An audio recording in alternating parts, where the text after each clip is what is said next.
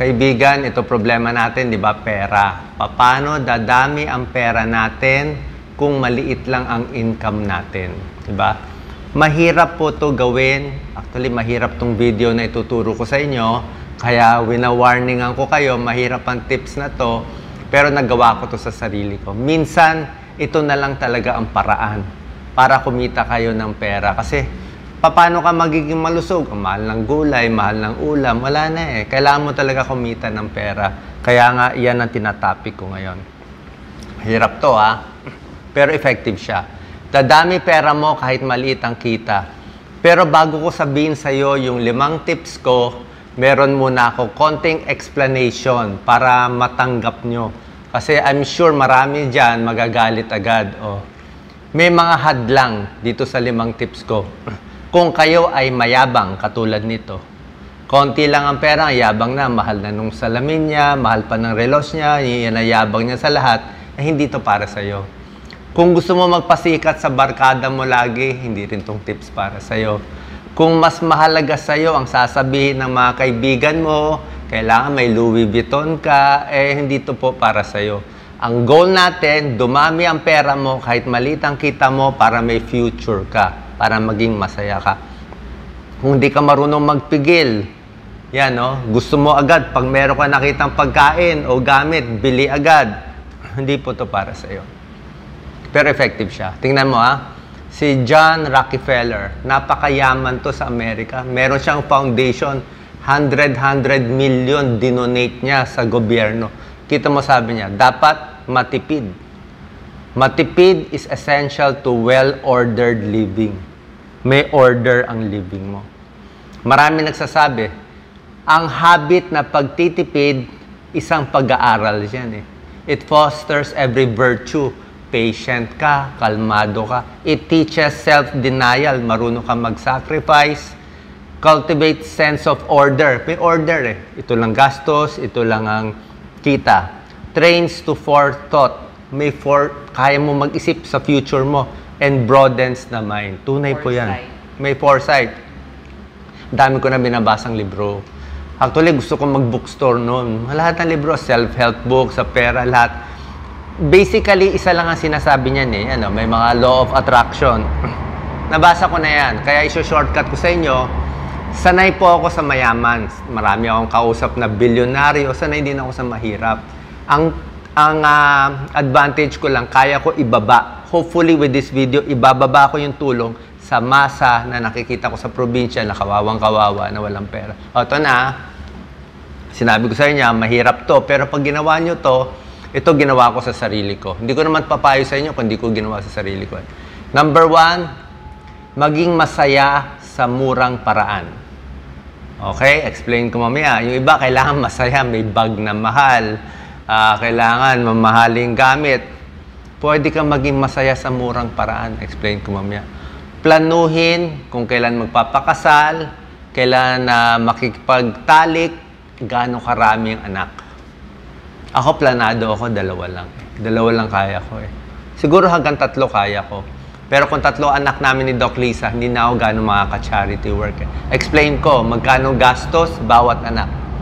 Huwag magdami ng mga partner, ng mga kabit, at mga bisyo. Kung ano man yung bisyo mo, sugal, sigarilyo, kung ano man yan. Number 4, sanayin ang habit ng pagtitipid. Habit siya eh. Pag nahabit mo na yung gastos, lahat ng gastos sa supermarket, gastos sa kaibigan, gastos sa pagpili, nandun na eh. Pero pag sinanay mo yung sarili mo mag-compute, yung habit na pagtitipid, matututo ka, magugulat ka, makakaipon ka. Kasi self-control. Kaya number 5, pinakamahalaga, huwag emotional. Kalmado ka lagi. Ang pag-ipon ng pera, it takes many years. Ang paggastos ang araw lang. Isang araw ka lang magwala, maging emotional, maiyakan ka, may lumuluha, nahingian ka, na-scam ka, napakabilis mawala. Magwaldas ka lang, mag-travel ka lang ng ilang lugar, napagod ka, inatake sa puso, ubos ang pera mo. Ha? Huwag emotional. Pangmatagalan to. Bakit tayo nag-iipon? Para may pera ka hanggang sa dulo, pati sa mga anak mo. Ito na yung 5 explain ko isa-isa. Katulad nito, sabi ko medyo mahirap to. Pero dapat, raising a child, tingnan mo sa Amerika, magkano ang gastos? Isang bata lang. Oh, yung bata, magkano yung pang-check up niya? O paano kung may sakit pa yung bata? Diba? Paano kung may congenital problem? Di ubus tayo. Baro niya, miscellaneous. Kakainin ng bata, gatas. Ang mahal ng gatas ngayon. Pag-aaral niya, libro. O pag-aalaga.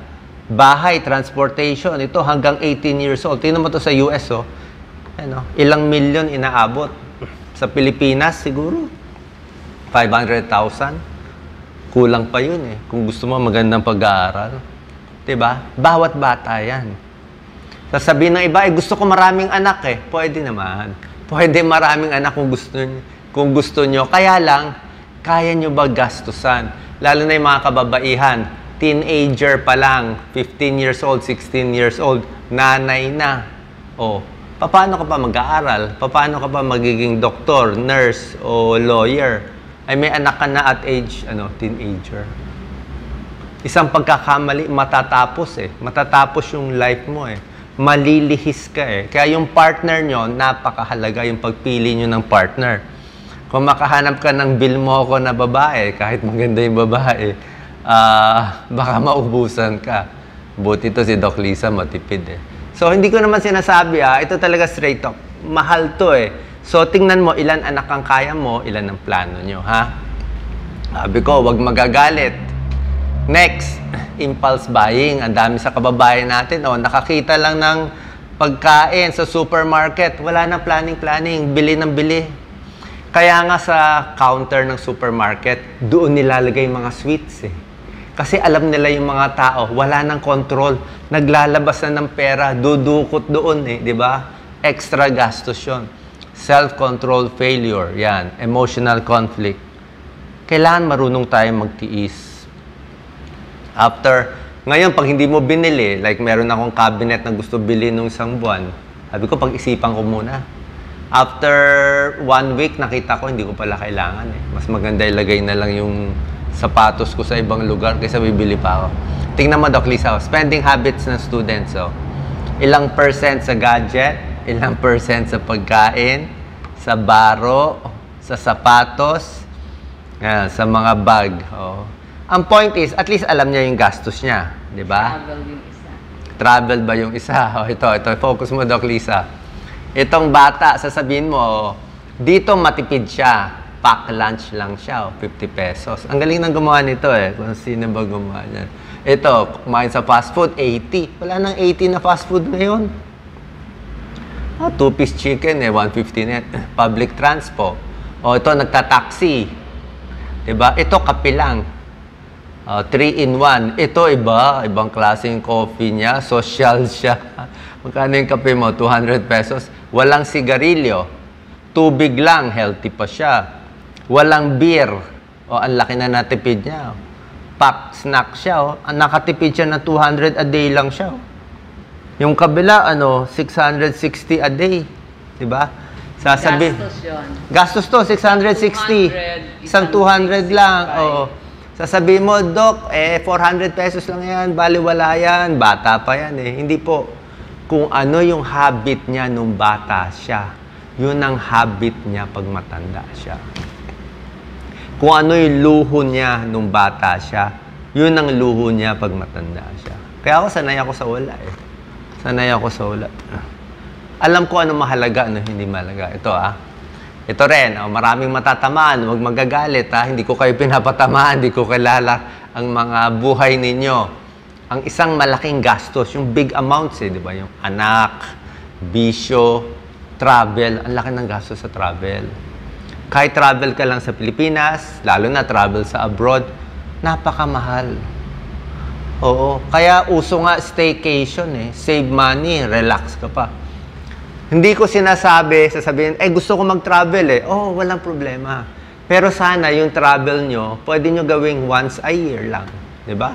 Hindi naman kailangan 5 beses isang taon. Tsaka ako, pag nagta-travel ako, may purpose. May pupuntahan. Punta kami Aklan, Capiz, Antique. May purpose, may pinupuntahan, may kinakausap. may mini-meet, may tinutulungan. So, gumagastos ako, pero at least kailangan siya. Kasi, sabi mo, kailangan ko mag-travel. Kung mayaman ka, pwede.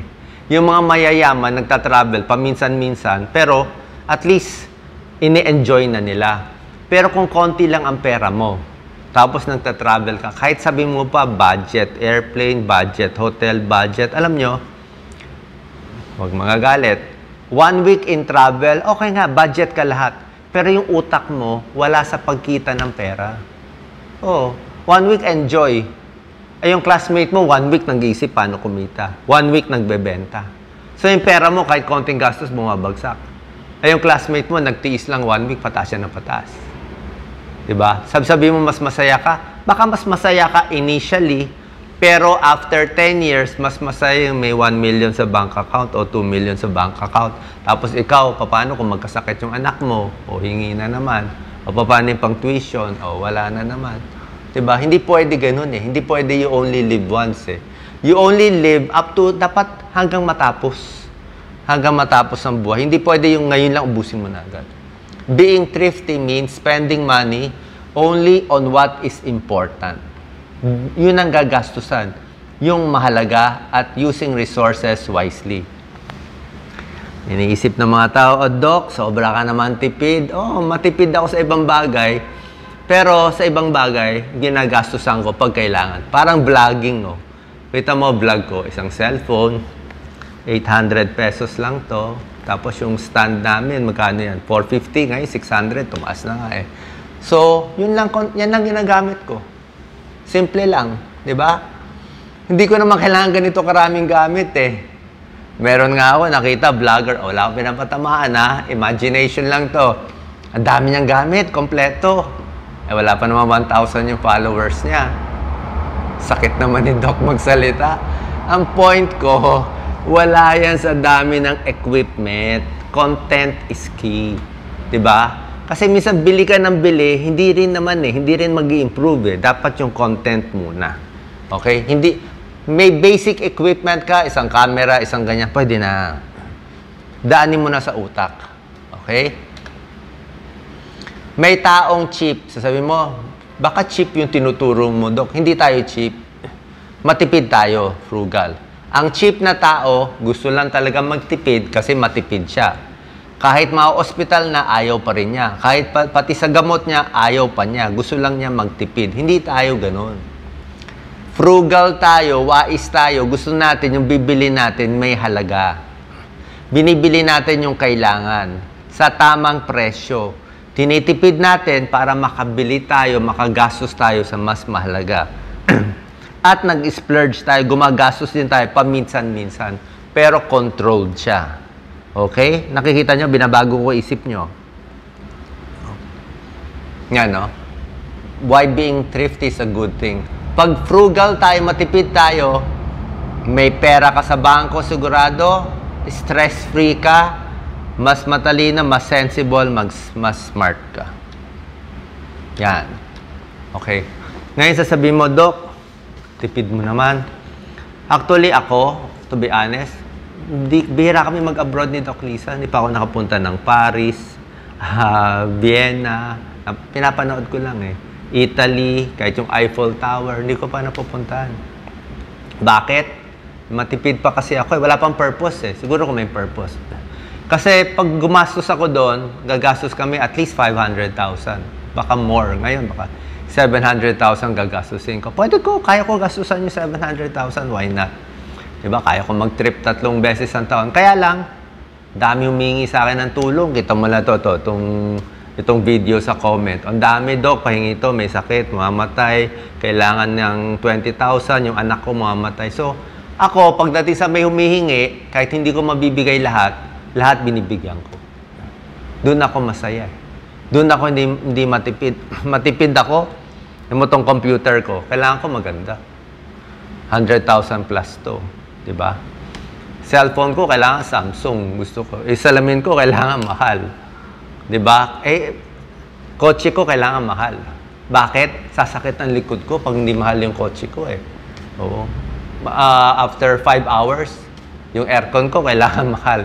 Diba? May bagay mahal, pero maraming bagay matipid ako. Katulad to, mahilig ako magbasa ng comics. Mahal ang comics ngayon, ha? 240 or 300 each. Pero merong mga mura, 20 pesos lang bili ko dito, eh. 20 pesos, ganda pa ng papel. Actually, hindi siya talaga superhero, eh. Mga detective to. Mahilig ako sa detective.